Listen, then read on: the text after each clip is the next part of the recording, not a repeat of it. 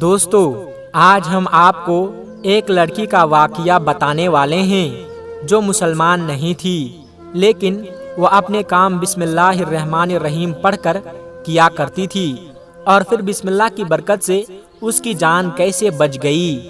یہ پورا واقعہ سن کر آپ کا دل خوش ہو جائے گا۔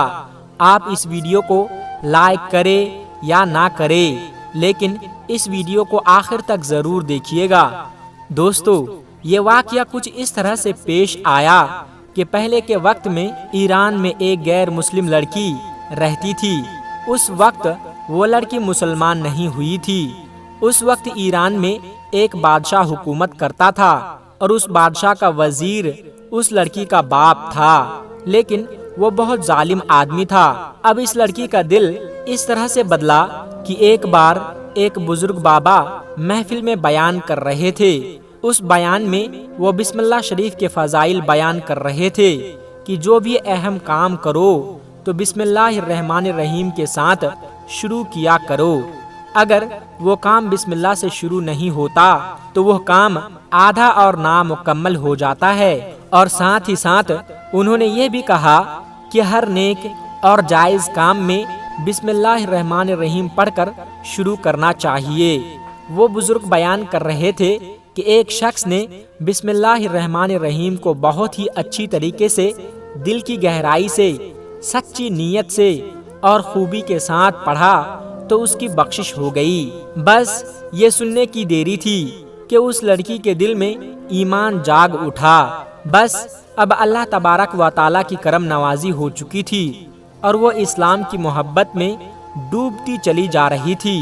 جب وہ لڑکی ان بزرگ کی بات سن کر گھر واپس آئی تو اس لڑکی نے چلتے پھرتے، اٹھتے بیٹھتے، سوتے جاگتے ہر وقت بسم اللہ الرحمن الرحیم کا ذکر جاری کر دیا۔ اس کا جو باپ تھا اسے اسلام سے نفرت تھی۔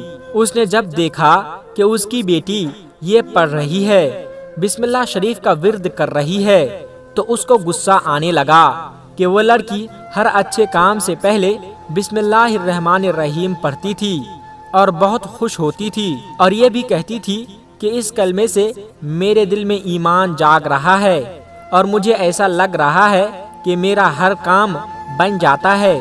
جب یہ بات اس کے باپ نے سنی تو وہ بہت ناراض ہوئے، اور اس نے سوچا کہ اب میں اس کو کہیں بھی باہر نہیں جانے دوں گا۔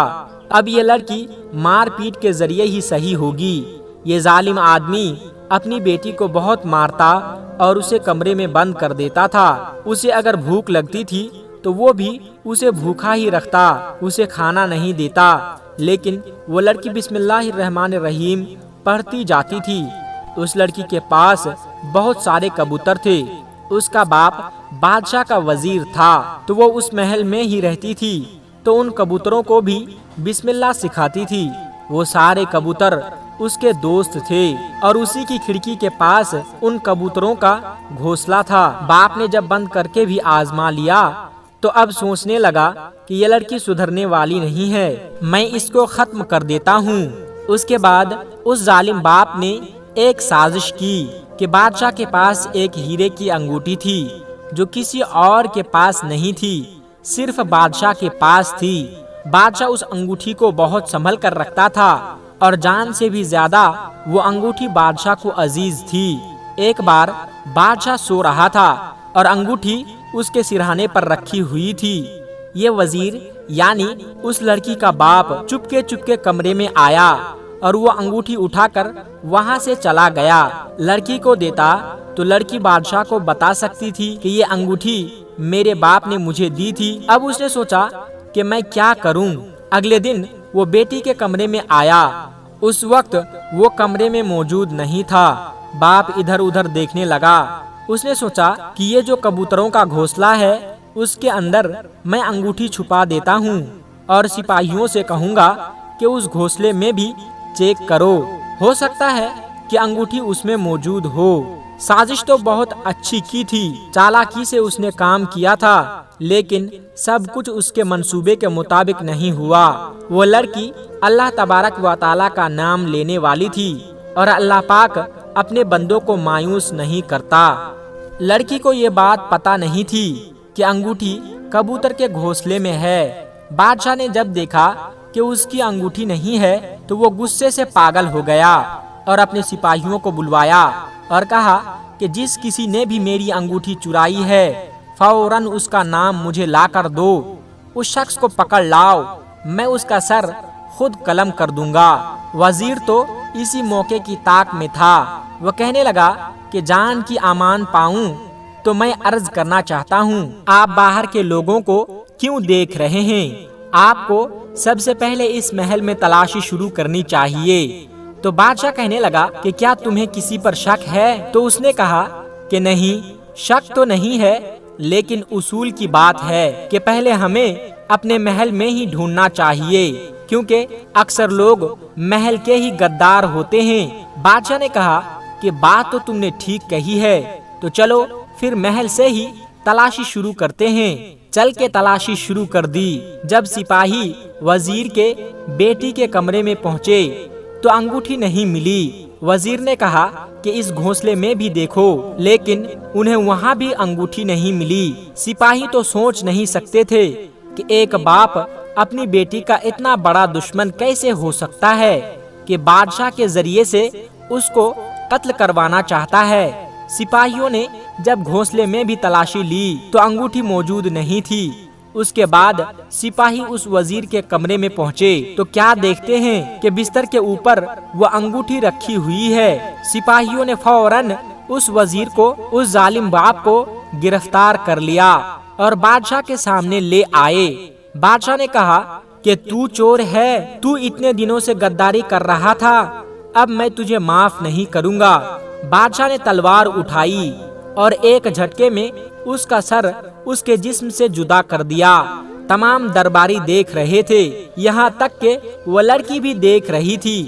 یہ منظر دیکھ کر وہ لڑکی بھی رونے لگی۔ اس کو پتا بھی نہیں تھا کہ اس کا باپ اس کا کتنا بڑا دشمن تھا۔ دوستو، اب میں آپ کو بتاتا ہوں کہ وہ انگوٹھی باپ کے کمرے میں کیسے پہنچی۔ جیسا کہ میں نے آپ کو بتایا کہ وہ لڑکی ان کبوتروں کو بسم اللہ سکھاتی تھی۔ جب اس کا ظالم باپ انگوٹھی رکھنے آیا تو کبوتر اللہ پاک کی قدرت سے یہ بات سمجھ رہے تھے، اور وہ کبوتر جس کے گھونسلے میں وہ انگوٹھی موجود تھی وہ اڑنے لگا۔ جب وہ اڑنے لگا تو انگوٹھی اس کے پیروں میں پھنس گئی اور وہ اڑ کر ظالم باپ کے کمرے میں آیا اور انگوٹھی اسی کے بستر پر گرا دی اور واپس کمرے میں آ گیا۔ اس طرح وہ لڑکی بچ گئی۔ بسم اللہ کی برکت پر لڑکی نے سوچا کہ میں نے جو ان بزرگ کی بات سنی تھی، جو انہوں نے کہا تھا کہ بسم اللہ کی برکت سے ہر بگڑے کام بن جاتے ہیں، مشکلات حل ہو جاتے ہیں، تو اب اس لڑکی نے یہ بات آزمائی تھی۔ اس کے بعد وہ لڑکی مسلمان ہو گئی۔ سبحان اللہ۔ محترم دوستو، آخر میں اللہ تبارک و تعالیٰ سے دعا ہے کہ تمام امت مسلمہ کو سیدھی راہ پر چلنے کی توفیق عطا فرمائیں اور دین اسلام پر مکمل یقین کی توفیق عطا فرمائیں۔ آمین ثم آمین۔ دوستو، آج کی ویڈیو میں بس اتنا ہی۔ اگر آپ کو یہ ویڈیو اچھی لگی ہو تو اس ویڈیو کو ایک لائک کر کے ہمارے چینل قدرت کا کرشمہ کو سبسکرائب ضرور کر لیجئے گا، تاکہ ایسی ہی پیاری پیاری ویڈیو ہم آپ کے لیے ہر روز لاتے رہیں۔ اور ویسے بھی حدیث پاک میں یہ بات واضح طور پر بتائی گئی ہے کہ دین اسلام کی باتوں کو دوسروں تک پہنچانا صدقہ جاریہ ہے۔ اس لیے اس ویڈیو کو صدقہ جاریہ سمجھ کر اپنے کچھ قریبی دوستوں تک ضرور شیئر کیجیے گا، تاکہ ان کو بھی اسلام کے بارے میں معلوم ہو سکے۔ تب تک اپنا اور اپنوں کا بہت زیادہ خیال رکھیے گا۔ خدا حافظ۔ السلام علیکم ورحمۃ اللہ وبرکاتہ۔